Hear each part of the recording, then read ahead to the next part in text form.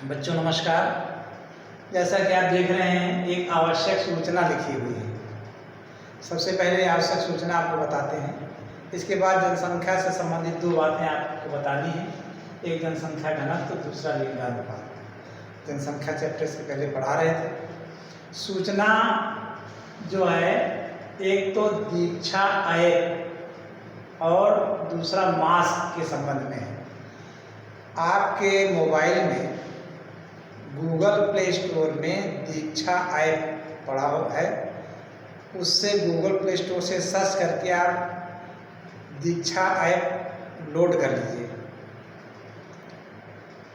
इससे आपको पढ़ाई लिखाई में बहुत बड़ी सुविधा मिलेगी। माध्यमिक शिक्षा परिषद ने इस ऐप को अपलोड किया है और इसमें बहुत से कक्षा 1 से लेकर के 12 तक पढ़ाई लिखाई का सारा मैटर आपको मिलेगा।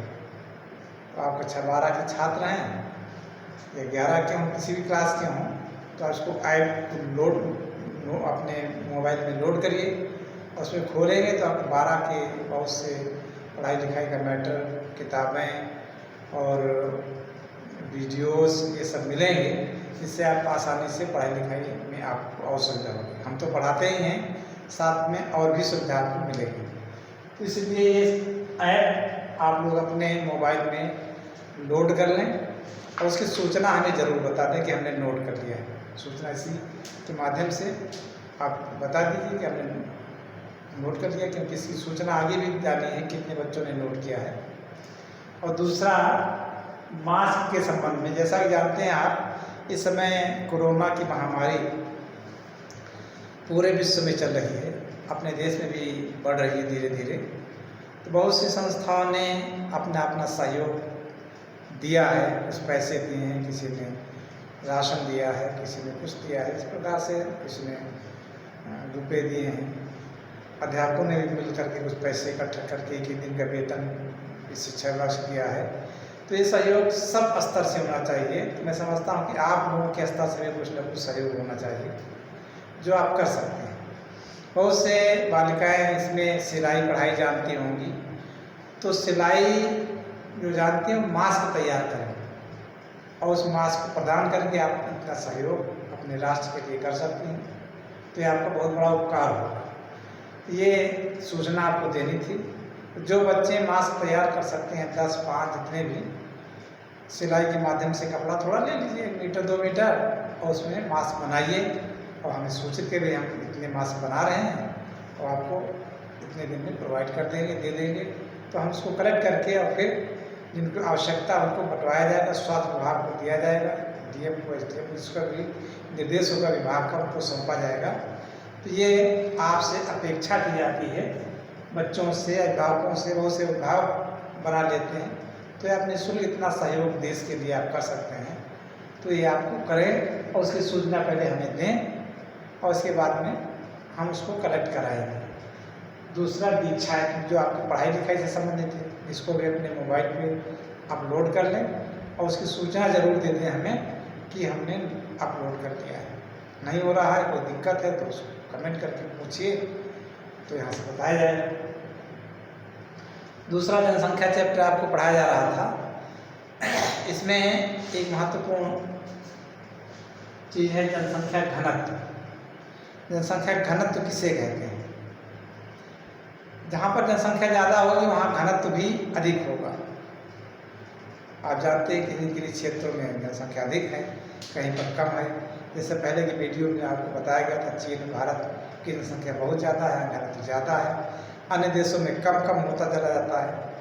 तो जनसंख्या घनत्व किस प्रकार से निकाला जाता है, इसका क्या प्रभाव पड़ता है, इस बात को भी इसमें समझने की आवश्यकता है। जनसंख्या के घनत्व को निकालने के लिए जिस क्षेत्र का आपको जनसंख्या का घनत्व निकालना है, मान लो किसी गांव का निकालना है, किसी जिले का निकालना है, किसी प्रदेश का निकालना है या देश का निकालना है, तो सबसे पहले जिस क्षेत्र का निकालना है उसका कुल क्षेत्रफल और वहाँ की निवास करने वाली कुल जनसंख्या ज्ञात करते हैं। इसके बाद में कुल क्षेत्रफल को वहाँ की निवास करने वाली कुल जनसंख्या से भाग कर देंगे तो जनसंख्या का घनत्व हो जाएगा। फिर इसको ये प्रति वर्ग किलोमीटर में ज्ञात की जाती है। 1 वर्ग किलोमीटर में निवास करने वाले लोगों की संख्या। मान लो अपने गांव की जनसंख्या निकालना है, तो गांव के क्षेत्र में ज़्यादा लोग रहते हैं, लेकिन वो गांव के बाहर का भी क्षेत्र है जहाँ पर खेत हैं, बाग हैं, स्कूल हैं, वहाँ के लोग कोई निवास नहीं करते हैं। लेकिन जहाँ तक उस गांव का दायरा है, जहाँ तक उसका क्षेत्रफल, उस गांव की सीमा है, उस पूरे सीमा का जितना क्षेत्रफल है उस क्षेत्रफल को लिया जाएगा और वहाँ पर निवास करने वाली लोगों की संख्या ली जाएगी उस क्षेत्रफल को, और वहाँ के निवास करने वाली जनसंख्या से भाग कर देंगे तो जनसंख्या का घनत्व निकल आएगा। ऐसे भी किसी जिले की निकालना है या किसी राज्य की निकालना है, तो हो सकता है राज्य के किसी क्षेत्र में बहुत ज़्यादा लोग रहते हैं लेकिन किसी से बहुत कम रहते हों वहाँ पर प्रतिकूल परिस्थितियों के कारण। लेकिन जब घनत्व निकालते हैं तो पूरे राज्य का क्षेत्रफल कितना है और उस राज्य में पूरे निवास करने वाले लोगों की संख्या कितनी है, उसे भाग करने पर जनसंख्या का घनत्व ज्ञात होता है। तो ये क्यों ज्ञात किया जाता है? ये जनगणना में इसके आंकड़े मिलते हैं और फिर ज्ञात किया जाता है कि कहाँ पर घनी जनसंख्या, कहाँ विरल है। घनी है तो इनकी योजनाएं बनाने के लिए भी कितने रेशियो में ये घनी होती जा रही है, कितना घनत्व इनका बढ़ रहा है, तो इसी प्रकार से शासन प्रशासन आगे की योजनाएं बनाता है कि इस हिसाब से बढ़ेगी तो आगे आने वाले 5 सालों में इतनी जनसंख्या हो जाएगी, तो उस हिसाब से वहाँ कितनी सड़कें होनी चाहिए, कितने विद्यालय होने चाहिए, कितनी बिजली की व्यवस्था होनी चाहिए, पानी की व्यवस्था होनी चाहिए, सब व्यवस्थाओं में विस्तार किया जाता है। या कम हो रही किसी जनसंख्या कहीं की, तो क्यों कम हो रही, इसके कारणों पर विचार किया जाता है। कौन सी सुविधाएं वहाँ पर नहीं है जिससे जनसंख्या नहीं है, कम निवास करती है, उन सुविधाओं को बढ़ाने का प्रयास किया जाता है। तो इस प्रकार से जनसंख्या घनत्व का तात्पर्य है प्रति वर्ग किलोमीटर, अर्थात 1 किलोमीटर क्षेत्र में निवास करने वाली जनसंख्या को जनसंख्या का घनत्व कहा जाता है। दूसरा है लिंगानुपात।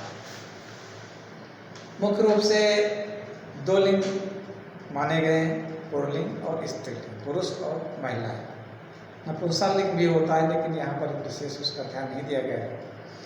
पुरुष और स्त्रियों की संख्या कितनी है किसी क्षेत्र विशेष में, देश में, प्रदेश में, जिले में, तो इससे आपको लिंगानुपात उस क्षेत्र का ज्ञात होता है। इसको ज्ञात करने के लिए पुरुषों की संख्या बटे महिलाओं की संख्या गुणे 1000, ऐसे आप डिवाइड करेंगे तो जनसंख्या का घनत्व वो लिंगानुपात प्रति 1000 पर निकल जाएगा। लिंगानुपात 1000 जनसंख्या पर 1000 पुरुषों पर स्त्रियों की संख्या को कहते हैं। अब ये कहीं पर लिंगानुपात अधिक है, कहीं कम है, कहीं पर पुरुषों की अधिक संख्या है और कहीं महिलाओं की अधिक संख्या है।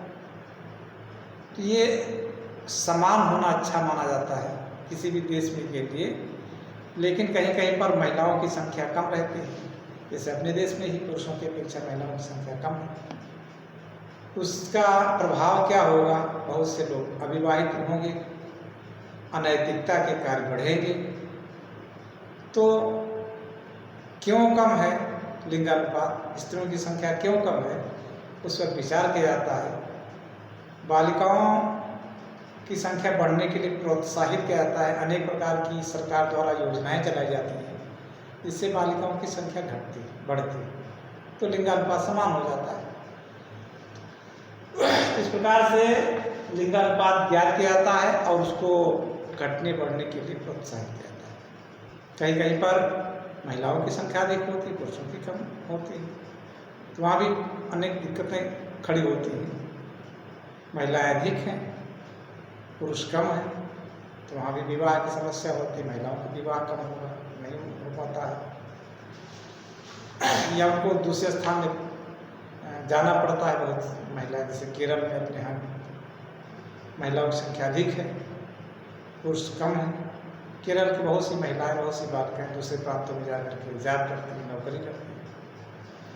तो किसी भी क्षेत्र का लिंगानुपात समान होना अच्छा माना जाता है, लेकिन असमान है पुरुषों की अपेक्षा स्त्रियों की संख्या कम है या ज़्यादा है, तो उनके कारणों पर विचार किया जाता है शासन द्वारा, और उसका निवारण पर विचार किया जाता है। निवारण के लिए उपाय सुझाए जाते हैं, प्रयास किया जाता है ताकि लिंगानुपात बराबर हो।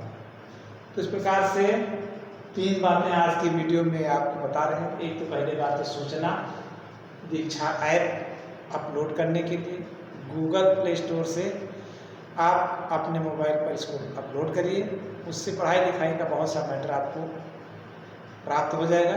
कक्षा 1 से 12 तक के सभी मैटर्स इसमें मिलेंगे। दूसरे, मास्क के लिए अनुरोध है, जो बच्चे, जो बालिकाएँ या जिनके घर में सिलाई का काम होता है, तो कुछ न कुछ मास्क तैयार करें और उसको निःशुल्क प्रदान करें। इतना सहयोग अपने राष्ट्र के लिए इस महामारी में अवश्य करें।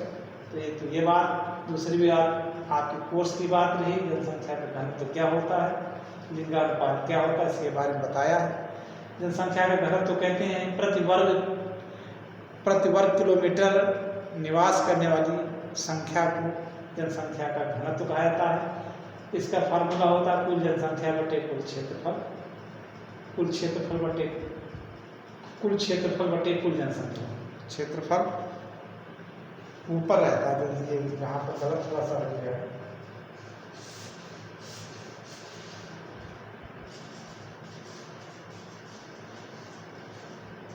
क्षेत्रफल बटे